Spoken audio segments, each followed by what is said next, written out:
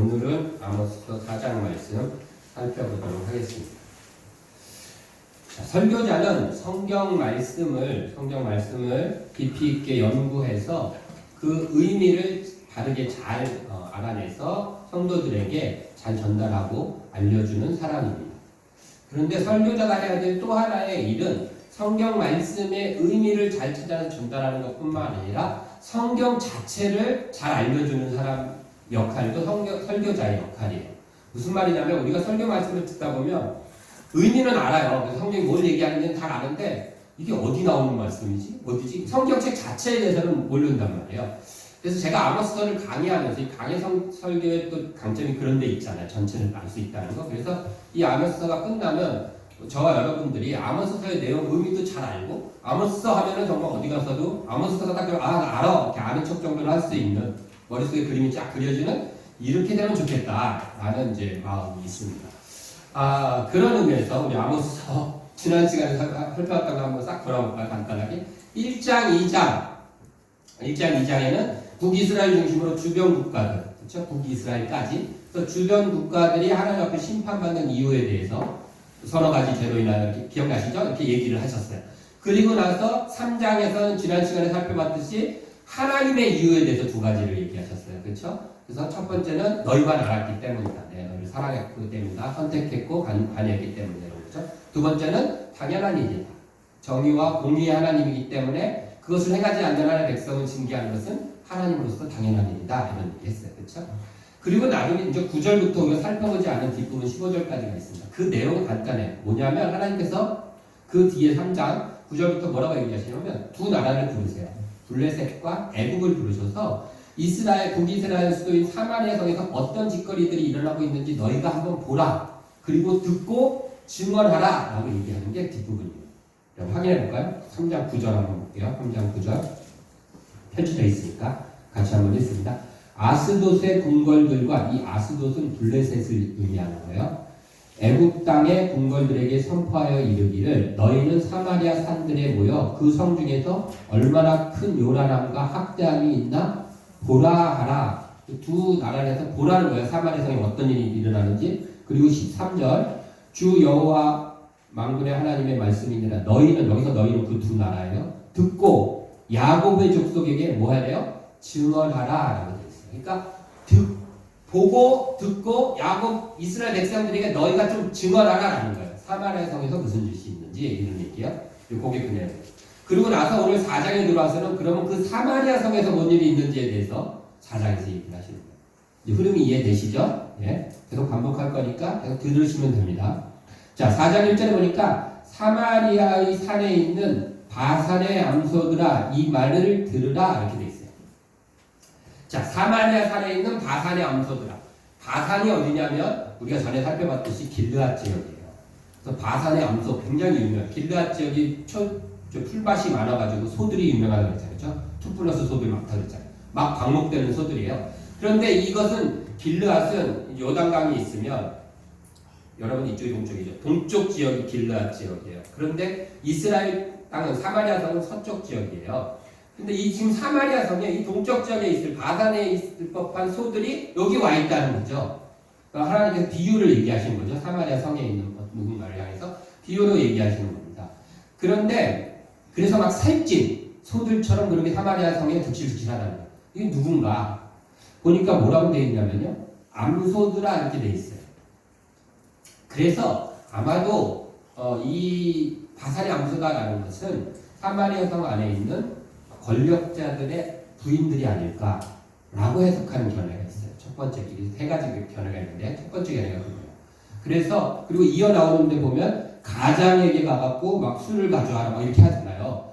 그래서 아마도 이 암소라고 했고 그랬기 때문에 귀부인들, 권력자들의 아내들이 아닐까라고 해석합니다.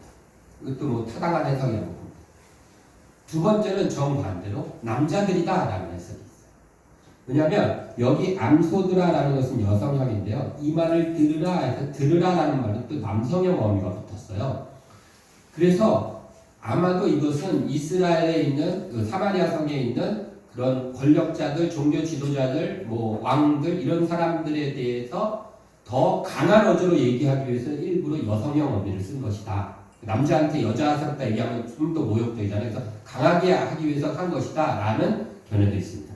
그래서 그리고 그 뒤에 나오는 아까 얘기했던 가장이라는 단어는 사실은 아돈이라는 말이에요. 아도니아가 무슨 말이죠? 주님 이런 뜻이에요. 주 이런 뜻이란 말이에요. 그 단어예요. 이게 어떤 번역에는 뭐 남편이라고 번역했지만 사실은 이거는 주 이런 뜻이거든요. 주님. 가장이라는 말이. 그리고 이 말이 바로 이어서 2절에 주 여호와께서 이렇게 얘기하잖아요. 이때도 똑같은 단어가 쓰여요. 아도니아가. 그래서 아마도 가장 여자가 바라보는 남편이나 가장을 나타내는 게 아니라 귀족들에 대한 주인님, 그렇죠? 그러니까 하나님을 막 자기 멋대로 부려먹는 모습을 그리고 있지 않을까라고 남자들이다라고 해석을 합니다. 저는 세 번째 해석을 따지는데 제가 보기에는 그 하나님께서 절묘하게 이 여성형과 남성형을 이렇게 다 쓰시고 이렇게 하신 것은 저는 이렇게 생각해요. 바산의 암소라는 것을 그냥 북이스라엘 사람들 전체 백성을 나타낸다고 생각합니다. 왜냐하면 지도자들에 대해서 하나님이 아모스서에서 특별히 관심 가지시는데 그것을 언급하실 때는 특별히 이렇게 띄어내서 우리 앞에 나라들을 살필 때에도 4개 나라에 대해서는 특별히 추가해갖고 기억나시나요? 홀을 꺾어버리겠다 이러면서 언급하신 거 있잖아요. 이렇게 따로 띄어서 또 특별히 언급을 하시거든요. 지도자들에 대해서. 지금 아모스서에 보면 6장에 가면요. 바로 그 부분이 나와요. 6장 1절에 보면 화이스진저 시온에서 교만한 자와 사마리아 산에서 마음이 든든 자 곧 백성의 머리인 지도자들이요 하면서 지도자들에 대한 언급을 6장 한 장에서 하고 계세요. 그렇기 때문에 4장에서는 이스라엘 백성 전체에 대한 이야기를 하시는 것 같다는 생각이 들었습니다. 어떤 해석도 상관없습니다. 저는 그렇게 봐요. 그러면서 본문을 보니까 이 상황이 더 이상해요. 이들이 이렇게 막 살찌고 이런 이유가 뭐예요? 힘없는 자를 학대하고 가난한 자를 압제해서 이렇게 자기들이 띠룩띠룩 살이 찌는 거예요. 힘없는 자를 학대하다는 것은요, 자기의 권력과 권위를 갖고 짓밟고 빼앗는 걸 얘기해요. 힘없는 자를. 저는 그 바산의 암소라는 표현이 남성형이냐 여성형이냐가 중요한 게 아니라 짐승에 비유했다라는 게 중요한 거예요. 들판의 짐승. 들판의 짐승들 여러분들 보신 적 있나요? 동물영화 같은 거 보면 초식 동물들도 싸나워요. 하마 이거 되게 싸놨거든요. 얼룩말도요. 제가 얼룩말 아프리카 케냐 갔을 때 얼룩말을 봤었어요. 근데 조그만 아프리카 케냐에 조그만 애가 얼룩말 쫓아다니는데 거기 사람들이 그러더라고요. 굉장히 무서워. 다칠 수 있으니까 가까이 가지 말래요. 우리는 되게 얼룩말 그럼 귀엽잖아요. 가까이 가려고 했더니 다칠 수 있대요. 물이 져서 이렇게 다녀요. 그런데 이 초식동물들도 예를 들어서 풀을 한 명이 뜯어먹고 있어요. 그러면 조금 더 등치 있는 초식동물이 없잖아요. 소가 뜯어먹고 있으면 좀 더 등치 있는 소가 와서 밀쳐내고 자기가 뜯어먹어요. 그럼 이 밀쳐냄을 당한 소는 자기보다 더 약한 사람한테 가갖고 그 자리에 풀을 뜯어먹는 거예요.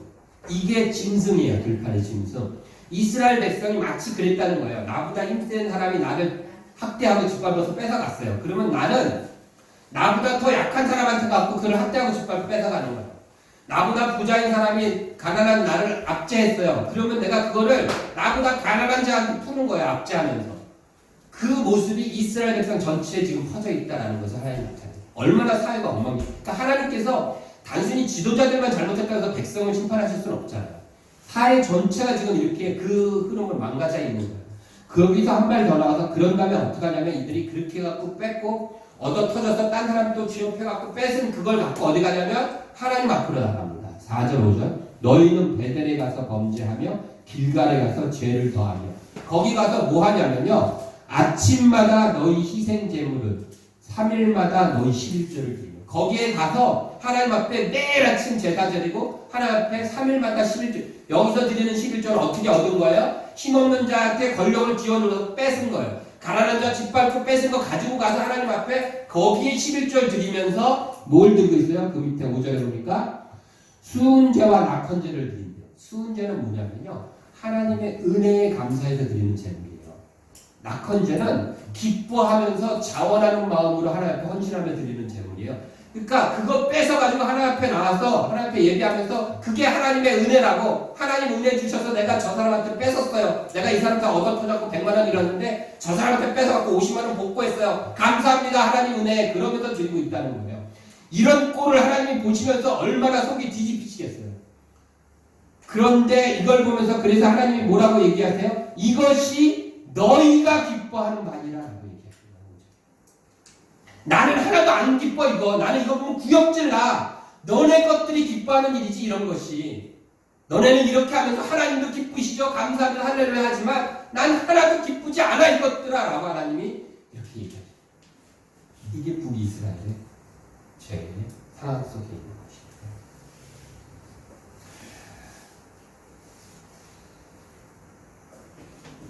우리가 이런 얘기를 이렇게 듣다 보면 우리가 좀 더 생각해 보래요. 이 부분을 듣다 보면 우리 성경 말씀 들으면 우리한테 처음에 딱 적용해보죠. 나는 혹시 걸리는 게 없나? 근데 사실 이런 부분들 우리가 걸릴 게 없잖아요. 우리가 힘없는 자 취업 받는 것도 없고 가난한 자 앞지르고 뺏어오지도 않잖아요. 그래가지고서는 하나님 벌었습니다. 그리고 하나님 앞에 드리면 이런 거 안 해요. 그렇죠? 그래서 생각해요. 근데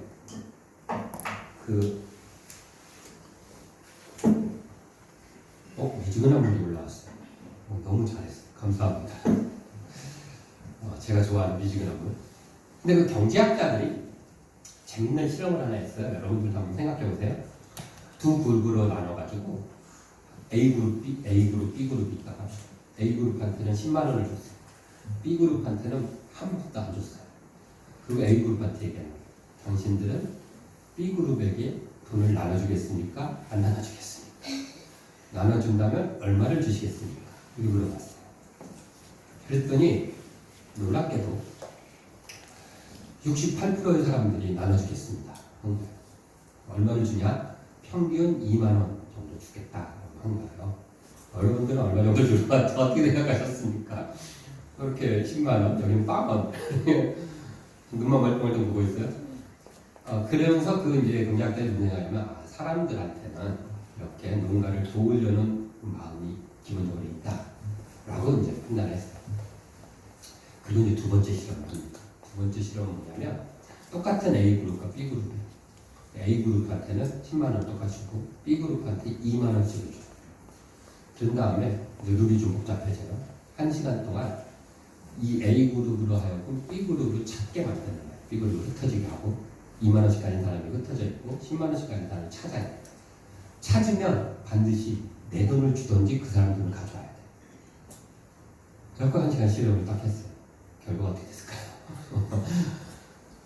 네. 대부분의 사람들이 그 2만 원을 가져오는 것을 선택했어요. 12%만이 찾아서 자기 돈을 건네준 사람은 12%밖에 안 되고 대부분의 아까 68%였잖아요. 근데 대부분의 사람들이 잡아서 그 사람이 갖고 있는 돈을 가져오는 거예요. 그러면서 이제 경제학자들이 생각한 거야. 프레임이 바뀌면 구조와 틀이 바뀌면 사람들이 행동이 바뀔 수 있구나 라는 것을 알게 됐다는 거예요. 그러니까 그 사람들이 생각하는 거죠. 처음에는 그냥 자기가 10만 원 얻었고 옆에 아무것도 없는 사람이 있으니까 나눠줬는데 그 다음에는 자기가 어쨌든 찾는 수고를 했고 그것을 가져올 수 있는 정당한 룰이 생긴 거예요. 그러니까 허술함 없이 자기가 10만 원이나 갖고 있고 이 사람이 2만 원밖에 없는데도 그걸 가져올 수 있게 바뀐 거예요. 저는 이제 이 이야기를 실험을 보면서 그런데 프레임, 사회적 구조와 틀이라는 게 변화되면 바뀔 수 있게 많은 변화가 있겠구나 이런 생각을 했어요. 우리가 지금 보고 있는 이 아모스는 2500년 전의 사회예요. 그 시대의 프레임으로 하나님 말씀하셨어요. 물론 이 말씀 그대로 지금도 이와 유사하게 힘 있는 자가 가난한 자를 학대하고 그걸 뺏어가기도 해요. 근데 아모스 당시에는 진짜로 창고에 들어가고 물건을 뺏어온 거예요. 그랬는데 그리고 정말로 길거리에서 발로 밟고 인권이라는 게 없었으니까 그랬는데 이것이 오늘날 현대적인 프레임 속에서는 과연 어떻게 이것을 우리가 이 말씀을 적용하고 이해할 수 있을까 이런 생각을 하면서 봤습니다. 현대에 와서는 가장 가까운 적용이 그런 것 같아요. 가난한 자나 힘없는 자의 권리와 기회를 빼앗는 것이 아닐까라고 생각합니다. 우리가 직접 가고 힘없는 자한테 강탈해오지는 않잖아요. 뭐 부하들 끌고 가고 이러지는 않잖아요. 요즘 시대는 사회적 구조가. 그러나 우리가 그들의 권리와 마땅히 누려야 될 권리와 그들에게 들어갈 기회를 우리가 빼앗아 놓은 거죠. 제가 그래서 뭐 채용비리라든지 뭐 미시비리, 뭐 아빠 찬스, 엄마 찬스가 왜 우리를 속상하게 하고 좌절하게 하나요? 없는 자들, 가난한 자들 기회를 뺏겨서 그런 거예요. 몇 년 전에 나왔던 그 강원랜드 채용 비리가 있어요. 여러분들 되게 사회적 이슈가 됐는데 거기 보면 그 곳에 채용된 사람들의 80%가 아파트로 들어갑니다. 120명이요. 그러면 우리가 단순히 생각할 때 그렇게 막 어떤 불법으로 들어가는 사람들이 뭐 한두 명 있겠지 이게 아니라 80%가 그래버리면 이거는 말이 안 되는 사회가 되는 거잖아요. 기회를 다 뺏긴 거예요. 정당하게 그곳에 취업할 수 있는 사람들의 기회를 다 뺏기고 권리를 뺏겨버린 거잖아요. 이런 사회가 되면 안 되는 거죠. 지금 현재 구조 속에서는 우리가 가장 쉽게 저지를 수 있는 것이 이런 거예요. 힘없는 자, 가난한 자에게 우리가 뺏을 수 있는 것은 그들이 입고 있는 겉옷이 아니라 그들이 누려야 될 권리와 그들이 마땅히 행할 수 있는 기회를 우리가 안 줘버리고 뺏는 것이죠. 하나님께서도 이 얘기를 하세요. 근데 사실은 4장에 보면 그 6절부터 11절은 기회를 주셨던 얘기를 하고 계세요. 우리 한번 6절부터 11절 한번 쭉 읽어볼게요. 그냥 같이 한번 읽어보겠습니다. 6절부터 11절 시작. 또 내가 너희 모든 성읍에서 너희 일을 깨끗하게 한다는 얘기는요. 하나님이 먹을 걸 안 줘서 먹는 게 없어서 이가 깨끗한 거예요. 굶주려 먹질 못해서. 너희 각 처소에서 양식이 떨어지게 하였으나 뭐라 그래? 너희가 내게로 돌아오지 아니하였느니라 여호와의 말씀이니라. 또 추수하기 석 달 전에 내가 너희에게 비를 멈추게 하여 어떤 성읍에는 내리고 어떤 성읍에는 내리지 않게 하였더니 땅 한 부분은 비를 얻고 한 부분은 비를 얻지 못하여 말을 하였으매 두세 성읍 사람이 어떤 성읍으로 비를 비틀거리며 물을 마시러 가서 만족하게 마시지 못하였으나 너희가 내게로 돌아오지 아니하였느니라 여호와의 말씀이니라. 내가 곡식을 마르게 하는 재앙과 깐부기 재앙으로 너희를 쳤으며 팥중이로 너희의 많은 동산과 포도원과 무화과 나무와 감람나무를 다 먹게 하였으나 너희가 내게로 돌아오지 아니하였느니라 여호와의 말씀이니라. 내가 너희 중에 전염병을 보내기를 애굽에서 한 것처럼 하였으며 칼로 너희 청년들을 죽였으며 너희 말들을 노력하게 하며 너희 진영의 악취로 코를 찌르게 하였으나 너희가 내게로 돌아오지 아니하였느니라 여호와의 말씀입니다. 내가 너희 중에 성읍 무너뜨리기를 하나님인 내가 소돔과 고모라를 무너뜨린 같이 하였으므로 너희가 불붙는 가운데서 빼낸 나무 조각같이 되었으나 너희가 내게로 돌아오지 아니하였느니라 여호와의 말씀입니다. 하나님께서 이스라엘 백성들을 치셨어요.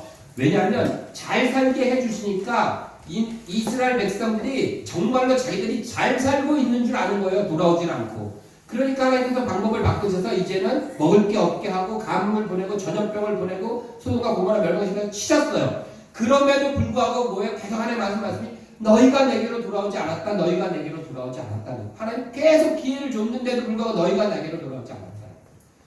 하나님께서 기회를 뺏어버린 그 이스라엘 그 사람들에게 하나님은 오히려 기회를 주신 거예요.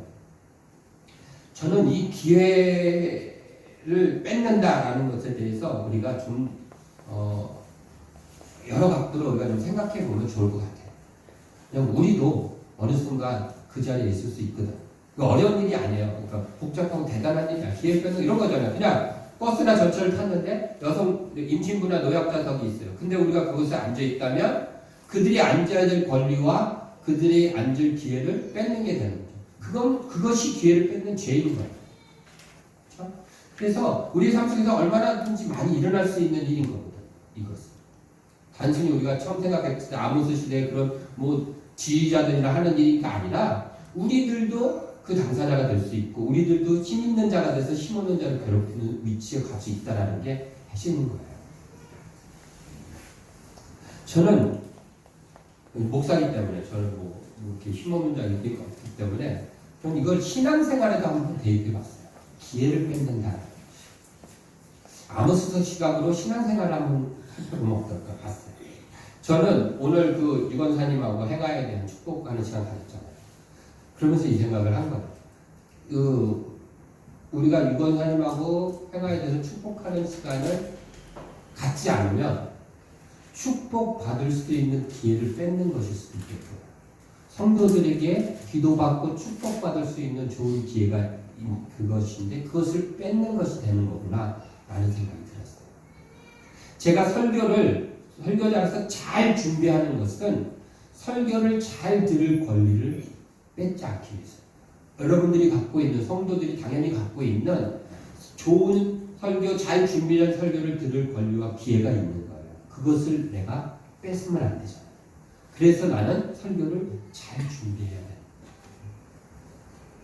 더불어서 여러분들이 다양한 설교를 들을 기회를 뺏지 않기 위해서 반전사님 설교를 해야 되는 거죠. 그래서 내가 그렇구나 이런 생각을 했어요. 그렇죠? 다양한 설교를 들을 기회를 잘 뺏으면 안 되잖아요. 그렇기 때문에 우리 반전사한테 설교를 하게 해야 되는구나 이렇게 생각한 거예요. 한 발 더 나아가서 전도도 그래요. 내가 전도하지 않는 것은 그 사람이 하나님의 말씀을 들을 기회를 빼앗고 있는 거예요. 하나님께서 내 주변에 예수 안 믿는 사람들을 놔두셨어요. 그럼에도 불구하고 내가 그에게 복음을 전하지 않고 교회로 초대하지 않는다면 그 사람이 하나님의 은혜 받을 자리에 나올 기회를 내가 아예 뺏어버리는 거라는 거예요. 그 사람이 예수 그리스도를 들을 기회를 뺏는 거라는 거예요. 그래서 전도하지 않으면 죄가 되는 거예요. 그래서 내 주변에 있는 사람들에게 복음을 전할 이유가 있는 거예요. 하나님은 너희가 기회를 뺏는 자가 되지 말고 기회를 주는 자가 되라라고 지금 말씀하고 계시는 거예요. 우리가 그들에게 복음을 접할 기회를 줘야 되잖아요. 그게 하나님이 말씀하시고 하나님이 원하시는 뜻이다라는 거예요. 그래서 전도해야 되는 거고 내 주변의 사람들을 교회로 초대해야 되는 거예요. 그들에게도 기회가 있어야 될 거 아니에요. 예수를 접할 기회가 있어야 되고 예배에 참석할 기회가 있어야 될 거 아닙니까? 우리가 누리고 있는 이 기쁨과 찬양의 즐거움을 옆에서라도 구경할 기회라도 줘야 될 거 아니에요. 그게 저와 여러분들이 해야 될 일이다라는 것이죠. 저는 기도도 마찬가지라고 생각해요. 사무엘상 12장 23절에 보면 사무엘이 이런 얘기해요. 나는 너희를 위해서 기도하기를 쉬는 죄를 결단코 범하지 않겠다. 기도하기를 쉬는 게 왜 죄예요? 제가 이게 설교 준비할 때 인터뷰를 했더니 어떤 그 성경 공부반 간사가 목사님한테 글을 올린 거예요. 목사님 이 부분을 하고 있는데 성도들한테 왜 다른 성도를 위해서 기도하지 않는 게 왜 죄가 됩니까? 죄까지는 아니지 않겠습니까? 이걸 어떻게 설명해야 됩니까? 이렇게 질문을 한 거예요. 그걸 봤어요. 근데 저는 생각해요. 물론 여러 가지 이유가 있겠지만 기도하지 않음으로써 응답받을 기회를 우리가 뺏은 거예요. 하나님이 응답하실 기회를 뺏은 거지. 우리가 기도하지 않으면. 우리가 누군가를 위해서 기도하지 않으므로 그가 기도의 응답을 받아야 되는데 그 기회를 우리가 뺏어버린 거예요. 죄죠. 그래서 기도할 수 있는 기회, 누군가 응답받을 수 있는 기회를 우리는 제공해야 돼요. 내가 여러분들을 위해서, 여러분들이 저를 위해서 서로 기도할 때 우리는 그 기회를 제공하고 있는 거예요. 하나님이 역사하실 기회, 하나님이 응답하실 기회, 그 응답을 받아 누리면서 기뻐할 기회를 제공하는 것이죠. 목요일 날 여러분들이 기도할 수 있는 기회가 활짝 열려져 있습니다. 9시부터 기도회를 하고 있습니다. 언제든 나오시면은 여러분들이 그러저 기도할 수 있고요.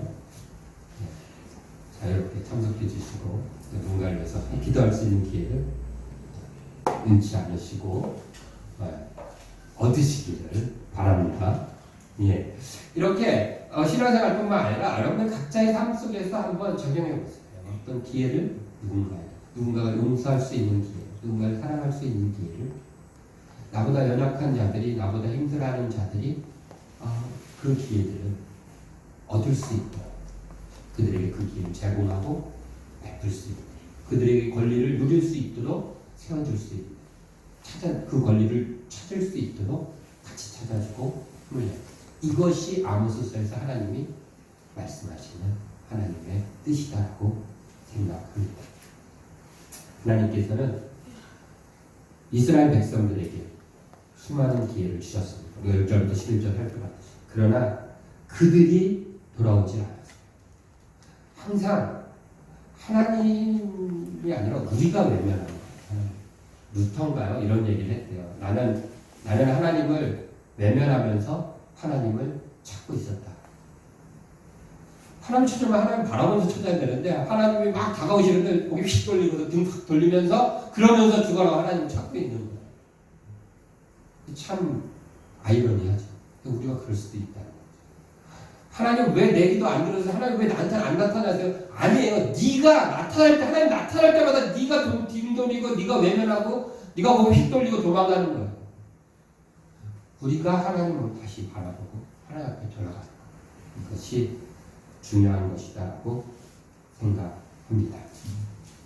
마지막으로 그렇게 돌아오지 않는 이스라엘 백성에게 12절 같이 한번 읽습니다. 중요한 말씀 한번 읽고 마칠 거예요. 12절 읽습니다. 시작. 그러므로 이스라엘아 내가 이와 같이 내게 행하리라. 내가 이것을 내게 행하리니 이스라엘아 내 하나님 만나기를 준비하라.